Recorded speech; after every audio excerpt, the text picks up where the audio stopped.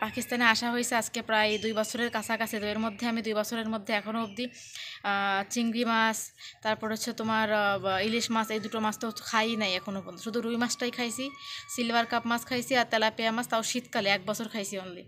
2-3 মাস মাছ খাইছি, তারপরে এখনও মাছ টাছ খাইনি। বোয়াল মাছ। আর পাঞ্জাবে যে প্রদেশটা, এই প্রদেশটাতে আসলে মাছের ভাগ খুবই কম, যার কারণে আজকে আমি 4টা মাস মাছ খেতে পারতেছি না। 4টা মাস আমার লাইফটা অনেক বেশি কষ্টের মধ্য দিয়ে যাচ্ছে। বাংলাদেশি টাকার 3,500-4,000 টাকা দাম একটা মাছ পড়বে। আর চিংড়ি মাছের দামও এরকম, চিংড়ি মাছও এরকম 6,000-7,000 টাকা করে পড়বে 1 কেজি আনতে গেলে। তো এরকম হচ্ছে দাম। তো গেলে পাওয়া যায় এখানে, বাট অনেক বেশি দাম। আবার আমার এখান থেকে এখানে যেতে লাগে হচ্ছে তোমার 28 ঘন্টার মতো লাগে জার্নি। তাহলে ভাবেন। হ্যালো এভরিওয়ান, আসসালামু আলাইকুম। সবাই কেমন আছো? আশা করি সবাই অনেক বেশি ভালো আছো। আমি খুব একটা ভালো নেই, কারণ অনেকদিন যাবৎ আসলে মাছ খাই না। তো এটা আসলে অনেক কষ্টের একটা ব্যাপার আমার জন্য, কারণ মাছ না থাকাটা কতটা কষ্টের এটা তারাই জানে, যারা বাংলাদেশি মানুষ, যারা মাছ খায় কন্টিনিউ। আসলে মাছ না থাকলে কতটা কষ্ট হয় এটা তারাই ফিল করতে পারে। তো আজকে প্রায় 4 মাসের মতো হয়ে গেল, মানে পুরোপুরি একদম মানে 4 মাস হয়ে গেছে আমি মাছ খাই না। সত্যি কথা বলতে, আমরা যেখানে থাকি, আমরা আসলে পাঞ্জাবে থাকি। তো আমাদের যে পাঞ্জাব এরিয়াটা, এখানে আসলে অলওয়েজ সব ধরনের মাছ পাওয়া যায় না। পাঞ্জাবে আসলে শুধু শীতকালে মাছ পাওয়া যায়, শুধু শীতকালে মাছ পাওয়া যায় 3 মাসের মতো। তারপরও শুধু রুই মাছটা পাওয়া যায়, সিলভার কাপ মাছটা পাওয়া যায়, আর হচ্ছে তোমার তোমার কী বলে, রুই, সিলভার কাপ মাছ আর তেলাপিয়া মাছ, এই 3টা মাছ মোটামুটি পাওয়া যায়। তারপরও শুধু শীতকালে পাওয়া যায়। আর ইলিশ মাছ, চিংড়ি মাছ তো চোখেই দেখি না। তো এই হচ্ছে ব্যাপার। তো আজকে মানে অনেক খারাপ লাগতেছে যে এতগুলো দিন হয়ে গেল, মানে কোনো মাছের দেখা পাই না। তো পরানটার মধ্যে মানে মাছ মাছ করতেছে, অনেক কান্না আসতেছে মাছের জন্য। আসলে মাছের দেশের মানুষ, মাছ না থাকলে কতটা কষ্ট লাগে এটা কিন্তু আসলে তারাই জানে, তারাই ফিল করে যারা আসলে মাছ খায়। আমরা যেহেতু মাছের দেশের মানুষ, আমরা বুঝি মাছ না থাকার কষ্টটা আসলে কতটা। তো এই হচ্ছে আমার লাইফের একটা কষ্ট। আর পাঞ্জাবে যে প্রদেশটা, এই প্রদেশটাতে আসলে মাছের ভাগ খুবই কম, যার কারণে আজকে আমি 4টা মাস মাছ খেতে পারতেছি না। 4টা মাস আমার লাইফটা অনেক বেশি কষ্টের মধ্য দিয়ে যাচ্ছে।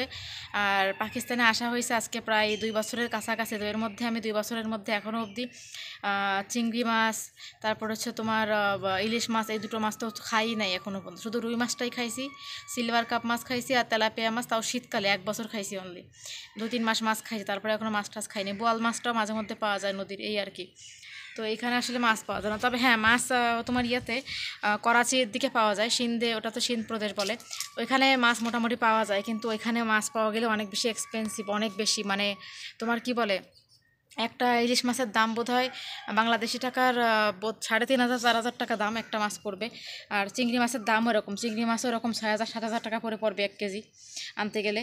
তো এরকম হচ্ছে দাম। তো গেলে পাওয়া যায় এখানে, বাট অনেক বেশি দাম। আবার আমার এখান থেকে এখানে যেতে লাগে হচ্ছে তোমার 28 ঘন্টার মতো লাগে জার্নি। তাহলে ভাবেন, আমার এখান থেকে এখানে যেতে 28 ঘন্টা জার্নি, 28 ঘন্টা জার্নি করে 7,000 টাকা 8,000 টাকা দিয়ে 1 কেজি মাছ কিনে আনতে হবে। এই হচ্ছে সেই অবস্থা। আর এদিকে তো মাছ পাওয়া যাবে না, এদিকে মাছের জন্য ওয়েট করতে হবে অনলি শীতকাল। শীতকাল আসবে এদিকে, তারপরে দেন শীতকালে আমি মাছ খেতে পারবো। আমার এই যে এখন যে গরমকাল, এখন আমার কোনো মাছ খাওয়ার কোনো সুযোগ নেই, মানে আমি কিছু খেতে পারবো না। আমার এখানেই বাড়িতেই বসে থাকতে হবে। শীতকাল যখন আসবে তখন ব্যাস এটা রুই মাছের মুখ দেখবো, না হলে নাই। তো ভাবেন মানে এটা কতটা কষ্টকর না, মাছ ছাড়া থাকা, মানে আমার কতটা যে খারাপ লাগতেছে বন্ধুরা, সেটা একমাত্র মানে আমি গেস করতে পারতেছি যে আমার সত্যিই অনেক বেশি খারাপ লাগতেছে। আমি ভাবলাম যে আমি আপনাদের সামনে একটু বলি, আপনারা একটু শোনেন যে মানে কষ্টের কথাগুলো কতটা, মানে কতটা খারাপের মধ্যে দিয়ে যাচ্ছে। আমি ঠিক মানে আমি কথা বলতে পারতেছি না, আমার খুব খারাপ লাগতেছে, মাঝে মাঝে এত রাগ হয়। তবে আমি দোষ দিচ্ছি না কাউকে। আবার অনেকে এটা বলিয়েন না যে এখানে বিয়ে করছো কেন, তাইলে না, বিয়ে করছি আমি ঠিকই করছি। মাছের জন্য আক্ষেপ আছে, বাট বিয়ের জন্য কোনো আক্ষেপ নেই আমার। আমার কপালে ছিল। আর কপালের কথা না, আমার হাজব্যান্ড অনেক বেশি কেয়ারফুল, তো এটা আমার জন্য অনেক বড় প্লাস পয়েন্ট। হ্যাঁ, বাংলাদেশে আসলে মাছ খাবো, যেহেতু খাইতে পারতেছি না, এখন কী করা যাবে। শুটকি মাছ, আমি শুটকি মাছ অনেক পছন্দ করি, লইট্টা শুটকি, চিংড়ি, এগুলো আমি অনেক পছন্দ করি, কিন্তু এখন তো আর এগুলোই পাচ্ছি না। এগুলো তো আর আমি এখন চাইলে এখানে পাবো না। তবে করাচিতে কিছু কিছু মাছ পাওয়া যায়, বাংলাদেশি কিছু কিছু মাছ পাওয়া যায়, বাট খুব বেশি দামের, ভীষণ দামের, মানে এত দাম, মানে সত্যি কথা। তো আমার খারাপ লাগতেছে অনেক বেশি, মানে এত বেশি খারাপ লাগতেছে সেটা আপনাদের কাছে বলেও বোঝাতে পারতেছি না। তো আমি মাছের কেউ কোনো মাছের পোস্ট দিলে সেটা দেখলেও আমার খারাপ লাগে। ইনফ্যাক্ট আমার বাংলাদেশে যে পুরোনো মাছের টাছের ভিডিও আছে সেগুলো দেখলেও আমার খারাপ লাগে যে এই তো মাছ। আবার আমি কিন্তু পাঙ্গাস মাছটাও বেশ খাই, মজা করে খাই, কারণ পাঙ্গাস মাছে কাটা থাকে না। আমি খাইতাম, পাঙ্গাস মাছ খাইতাম। তোমার চিংড়ি মাছ তো আমার জান বললেই চলে, চিংড়ি মাছ তো টোটালি আমার জান, কিন্তু সেই চিংড়ি মাছ তো এখন মানে টোটালি ধরা ছোঁয়ার বাইরে চলে গেছে। আমি কিন্তু মুখটা ওয়াশ করে নিই, দেখেন এসে বসে ব্লগ বানাচ্ছি। আমার অনেক বেশি আক্ষেপ লাগতেছে, আমি ভাবলাম যে আমি আপনাদের সাথে শেয়ার করি। আমার আক্ষেপটা আসলে শেয়ার করার মতো কেউ নেই, তো আপনারা যারা আসছেন আপনারাই আমার শুভাকাঙ্ক্ষী, আপনারাই আমার সব কিছু, আপনারাই আমার ভিডিওস দেখেন। তো আমি অনেক কিছু জানাই আপনাদেরকে, তাই আমি বলতেছি যে আমার খুব খারাপ লাগতেছে বন্ধুরা, বিশ্বাস করেন। আসলে কতটা খারাপ লাগতেছে একমাত্র আমি নিজেই জানি না।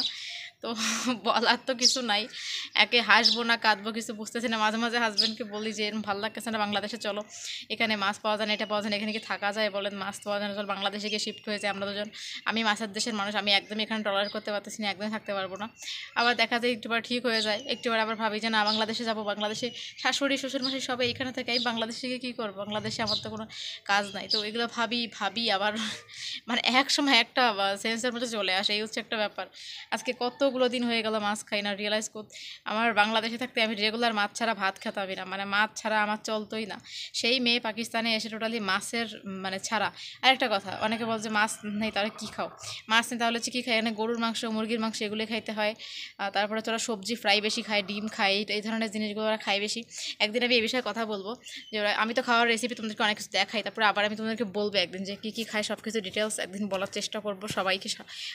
যেদিন সময় পাবো সবাইকে নিয়ে সেই ব্লগসটা বানিয়ে দিয়ে সবাইকে চেষ্টা করবো আবার আমি এই বিষয়ে কিছু ধারণা দেওয়ার জন্য তোমাদেরকে।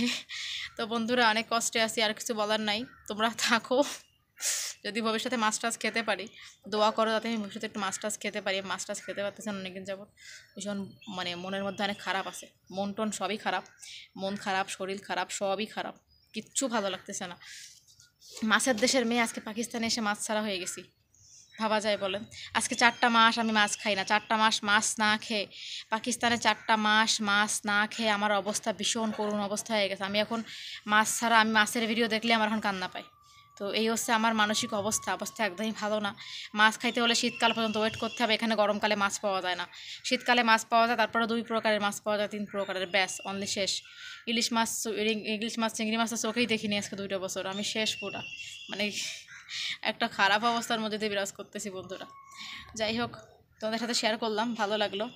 দেখা হবে নতুন ভিডিওতে, আরও নতুন কোনো টপিক্সে। আর কোনো কিছু জানা থাকলে কমেন্টস করে দিও, তোদের সাথে অবশ্যই আমি রিপ্লাই করার চেষ্টা করব। Thank you.